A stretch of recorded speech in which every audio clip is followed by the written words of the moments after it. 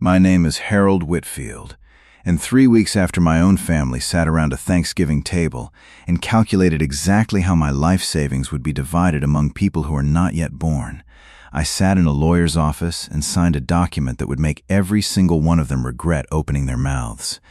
Hello everyone, and welcome back to the Dad's Silent Revenge story. If this is your first time joining us, I want you to know that what you are about to hear really happened to a man very much like the fathers and grandfathers many of you have loved and lost, and sometimes fought with over things far more complicated than money. Before we go any further, if stories about quiet dignity and men who do not raise their voices to win a war speak to you, go ahead and hit that subscribe button now.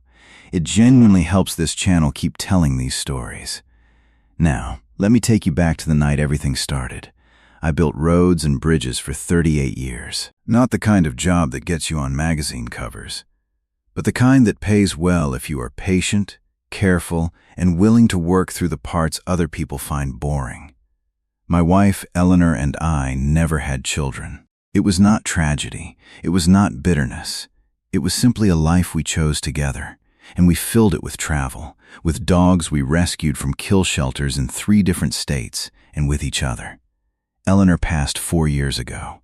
Cancer, slow and unfair the way it always is. I remember sitting beside her hospital bed those final weeks, holding a hand that used to steady blueprints for me on windy job sites, thinking that whatever years I had left would be measured against a life she was no longer part of.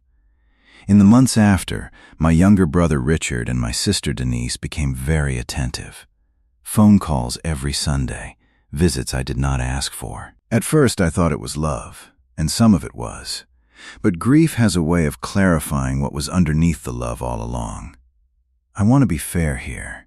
Richard is not a villain in the way television teaches us to expect villains. He is a man who has spent 20 years saying yes to his children when the responsible answer was no, and now finds himself 60 years old with a mortgage he refinanced twice and a retirement account that never quite recovered from 2008. Denise is not cruel either. She simply grew up, as I did, in a household where the oldest unmarried sibling was expected to become a kind of family insurance policy the moment they showed any sign of financial stability. I understood where the expectation came from. Understanding it did not make it acceptable. Richard has 3 children. Denise has 2. Between soccer camps, braces, a truck that Richard's oldest son wrecked twice, and a wedding Denise's daughter insisted needed a live string quartet, my siblings have spent themselves into a corner they built with their own hands. I know this because I have quietly covered pieces of it for years. Birthday gifts that were really tuition payments in disguise. A used car for a nephew who could not hold a job long enough to save for one himself. I never once made it a condition of love. I simply helped where I could. Last month, we had a small family dinner at my house. Nothing formal, just turkey, a card game, and too much wine. My sister looked across the table at me and said, "It is lucky Harold is so successful, because the kids will be well taken care of eventually." I asked her what exactly she meant. She said it like I was slow for asking. "Of course, your money goes to the family, Harold. Who else would it go to?" I told her the truth. I told her my estate plan involves my own comfort first, a fund for long-term health care, some travel while my knees still work, and whatever remains going to Second Chance Greyhound Rescue, the organization Eleanor and I supported for over a decade. The table went silent for exactly 4 seconds. Then my brother Richard laughed, not kindly, and said it was selfish to leave money to dogs instead of your own blood. He started talking about legacy, about responsibility to the next generation, about how I do not have my own children, so the least I could do is invest in theirs. As if my 40 years of labor were simply a holding account they were entitled to draw from once I stopped needing it myself. I reminded him, calmly, that I had paid for his oldest son's orthodontics, covered 2 semesters of community college tuition for his daughter, and quietly wired Denise $11,000 4 years ago when her husband was between jobs and too proud to ask directly. Richard waved his hand like those numbers were beneath the conversation. "That is not the same as real investment in the family's future," he said. I asked him what would qualify as real investment. He said, without a hint of embarrassment, that a man in my position should be thinking about setting up college funds now, formally, in writing, so the children could plan around it. Plan around it? As though my remaining decades were a construction timeline they were entitled to schedule against. I want to pause the story here for a moment, because I am curious about something. If you have ever been told your money, your time, or your choices belong to the family simply because you did not have children of your own, type the word blood in the comments below. I read every single one, and I promise you, Harold's story does not end with him staying quiet. I did not argue with Richard that night. I have learned, over 65 years, that the people who feel entitled to your silence will only get louder if you give them a debate to win. Instead, I said very little, cleared the plates, and let the evening end early. But I could not stop thinking about the way Denise had said the word eventually, as though my death were already a line item on a family budget. So the following Monday, I called Marjorie Kessler, the estate attorney who had handled Eleanor's and my paperwork for 11 years. I did not tell her about the dinner. I simply asked her to pull my full estate file and walk me through every document, line by line.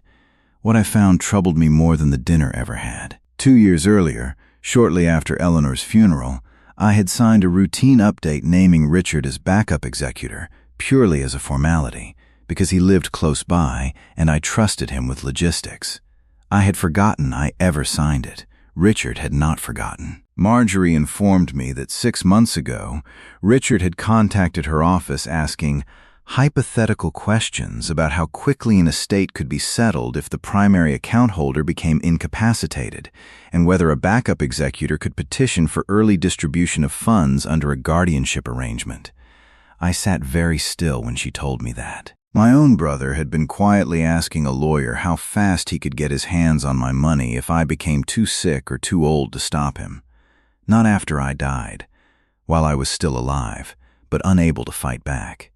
That night I could not sleep. I sat in the kitchen with Copper resting his gray muzzle on my knee, and I thought about Eleanor, and how she used to say that the difference between a wise man and a foolish one is not how much he trusts people, but how carefully he chooses when trust needs a witness. I thought about the two of us driving 4 hours to rescue Copper from a shelter that was about to close, how he had been scheduled to be put down that same week, how nobody in my own family had ever asked me a single question about why that particular cause mattered so much to me.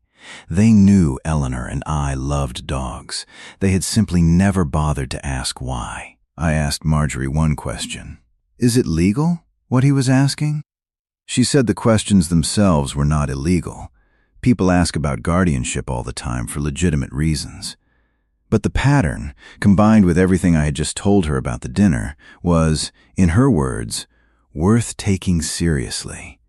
She asked me to think carefully about something else, too. Had I noticed any recent pressure to sign new paperwork, any suggestion that I add someone as joint owner on an account, any comments about my memory or my health that felt exaggerated?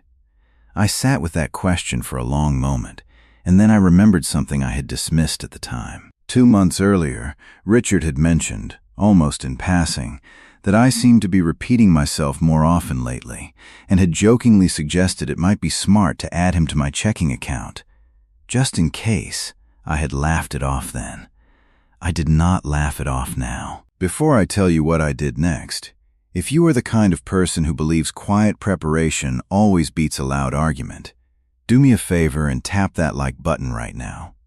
It tells me you are still with Harold, and it helps other people who need to hear this story find it too. I spent the next 2 months doing 3 things very carefully and very legally. First, I removed Richard as backup executor entirely and replaced him with Marjorie's firm, a neutral third party bound by fiduciary duty rather than family resentment. Second, I restructured a significant portion of my portfolio into an irrevocable charitable remainder trust benefiting Second Chance Greyhound Rescue. Irrevocable means exactly what it sounds like. Once it is signed, no guardian, no court-appointed conservator, and certainly no impatient nephew can touch it, regardless of my future health. The trust would pay me income for the rest of my life, cover my healthcare costs first, and only pass to the shelter after I was truly gone. Third, and this part mattered most to me, I had Marjorie draft a letter of intent, a document that is not legally binding but carries enormous moral and evidentiary weight, explaining exactly why I made these choices. I wanted it on record, in my own words, that this was never about punishing my family. It was about protecting myself from people who had started measuring my remaining years in dollar signs. I told no one, not Richard, not Denise, not even my closest friends at the rowing club. I simply lived my life, walked copper every morning along the river, joined a watercolor class on Tuesday evenings that Eleanor had always wanted us to try together, and waited for the right moment. There is a particular kind of peace that comes from having already made your decision. The anxiety I expected never arrived. Instead, I found myself sleeping better than I had in years, as though some part of me had been waiting a long time to finally stop being available for the taking. That moment came 4 months later, when Richard, without my knowledge, scheduled what he called a family planning meeting at my own dining room table and invited Denise, her husband, and Richard's 2 adult children. He told them it was time to get on the same page about Uncle Harold's estate before things get complicated. He did not invite me to plan it. He simply informed me it was happening in my own home, on a Sunday, at 2 o'clock. I let them set up. I let Denise bring her famous lemon cake, the one she only makes for occasions she considers important. I let Richard sit at the head of my own table, in my chair, and open a legal pad like he was chairing a board meeting. He began talking about fair distribution and how the family had discussed it and felt it made sense for the properties and investments to be divided evenly among the 5 grandchildren once I was no longer able to manage things myself. He used the phrase "no longer able to manage things myself" twice, and both times he glanced, almost involuntarily, toward the hallway leading to my study, as though he were already mapping which room the paperwork lived in. I let him finish. I let the silence stretch just long enough for everyone to feel it. Then I asked Marjorie, who I had invited without telling Richard, to step in from my kitchen, where she had been waiting with a folder in her hands. The color left Richard's face before she said a single word. Marjorie introduced herself calmly and explained that she was there at my request, as my attorney, to clarify the current legal status of my estate. She confirmed, on record, in front of everyone, that Richard had been removed as backup executor 5 months earlier. She confirmed that a significant portion of my assets were now held in an irrevocable trust, meaning no guardianship petition, no incapacity claim, and no family vote at any future dining room table could redirect those funds. And she confirmed, reading directly from the letter of intent I had written, that this decision had been made specifically in response to Richard's earlier inquiries about early distribution under a guardianship scenario. Denise's fork stopped halfway to her mouth. Her husband set down his coffee very quietly. Richard's oldest son, the one whose truck eye had quietly replaced twice, stared at the table like it might open up and swallow him.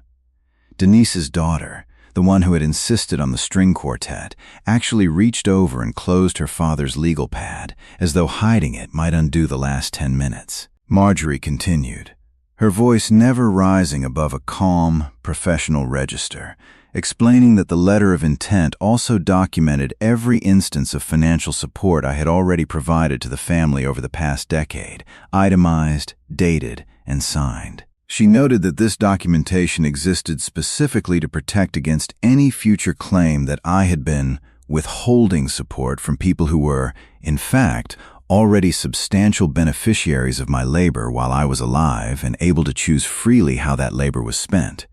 Richard tried to recover. He said it was all a misunderstanding, that he was only asking questions to be prepared in case something happened to me, that he loved me, that this whole thing looked worse than it was. I finally spoke. I told him I did not doubt that some of what he felt was love. But love does not ask a lawyer how fast it can access a guardianship petition. Love does not seat itself at the head of another man's table to divide his life before he has finished living it. I told him and Denise both that I had spent my entire career building things that were meant to last: bridges, roads, a marriage of 36 years, and I was not going to spend my final decades being treated like an asset with a countdown timer attached to it. I told them the trust was final. I told them Copper the Greyhound was, as of that week, officially named as a lifetime beneficiary of a smaller personal care fund, which made my brother actually put his head in his hands. And I told them that my door remained open to anyone in that room who wanted a relationship with me built on something other than my balance sheet. Nobody finished the lemon cake. It has been 8 months since that Sunday.